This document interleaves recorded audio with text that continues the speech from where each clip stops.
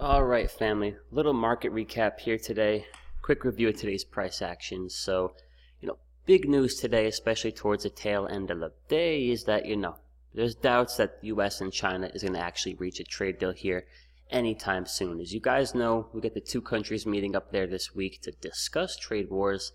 And, we really could see the market go any way. Now, we did see a little move here to the upside, earlier in this session where we rallied up to that key 295 level, but ultimately we faded off here pretty good into the close. So, putting aside trade war news or the potential for a trade war agreement, let's just focus on what really matters most, guys, which is the charts, the price action, and supply and demand. So, those of you that are in the focus trades group, we know we've been focusing a lot lately on this 295, 294 level.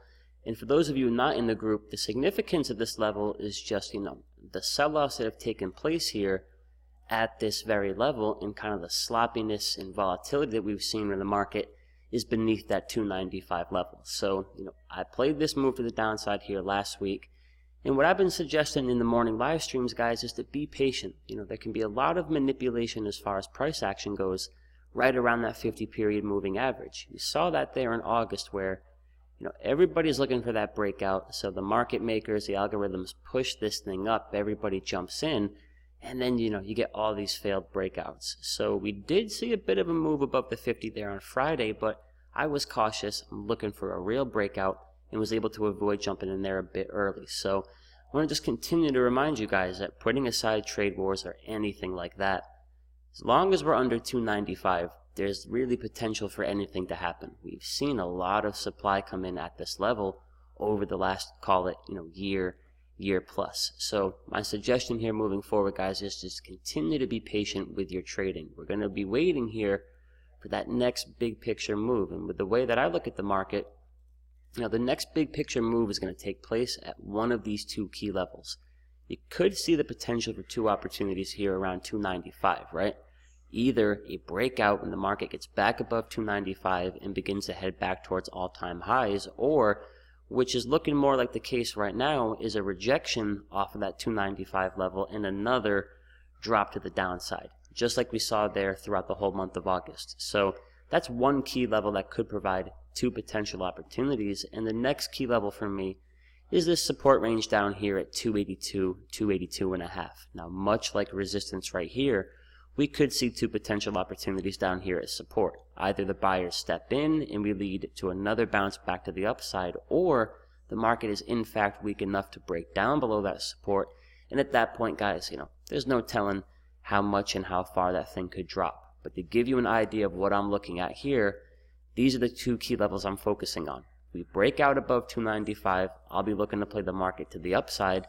If we fail to break above 295, I'll be looking to play another drop to the downside. Now, should that take place and we revisit support, there's two sets of opportunities waiting for us down there as well. Either a potential support bounce, just like we saw here in August, or we break down and the market continues to fall. So just be patient here, guys. There's a lot of outside catalysts that could play a role, but really, when you look at the charts, you got to respect where we are right now. We saw a lot of damage last year, this time at this same level in October. The market rallies beautifully all the way up until May. We get right to this 295 level, quickly go to the downside, and you can just see, all of August, it was just a dogfight to break above that level, and we could be seeing the same exact thing right now. So as far as the market goes, guys, those are the key levels I'm focusing on, and I'll update you over the next few days throughout the rest of the week should I take any potential trades. But right now, your boy's in all cash. But to give you an idea of one potential trade I'm looking at, let's look at an opportunity here in Microsoft for a strategy known as the Iron Condor.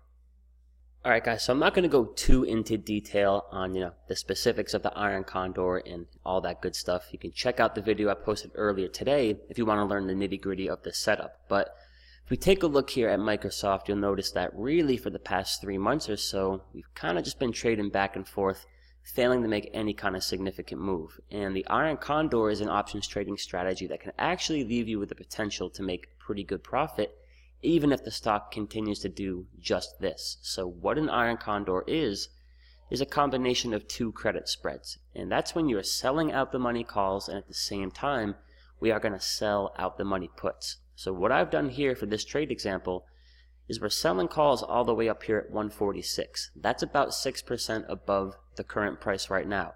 And at the same time, we're also going to sell puts all the way down here at 129, and again, that's about 6% below the current price. So when you sell out the money options above and below the current price of a stock, essentially what you're doing here, guys, is building a wall around the current price. And as long as the stock come expiration, in this example, we're going to be looking at October 25th, so 18 days till expiration, as long as the stock closes inside of that range, regardless of where it may be, but anywhere below 146, anywhere above 129 come expiration, the calls that you sold and the puts that you sold are going to expire worthless, and you collect the full premium on both sides of that trade. So to give you guys an idea of the risk reward, I'll break this down to a smaller example here for you newer traders.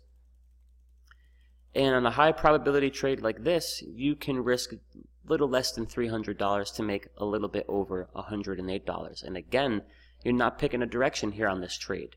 You're just saying that at the end of that trade, come expiration, Microsoft is not going to be above 146, so it's not going to make a 6% plus move to the upside, nor is it going to be below 129. So it's also not going to make a 6% move to the downside. Regardless of what it does, as long as it doesn't do either of those moves, breaks above your range or closes or goes below your range, come expiration, you're going to collect your full profit. So on a stock like this that is just kind of stuck in the mud, chopping back and forth, the Iron Condor is a great way to take advantage of the way the options work and collect some good profits while that stock just continues to try to figure itself out. So there's one trade idea there for you guys and a quick breakdown of the market. We've got trade war talks here at the tail end of the week. We'll see how things go, but all I know is that as long as the S&P 500 is stuck below this 295 level, there's the potential for anything here, guys. So be patient, have a game plan, and stick to it, and I'll see you in the next video.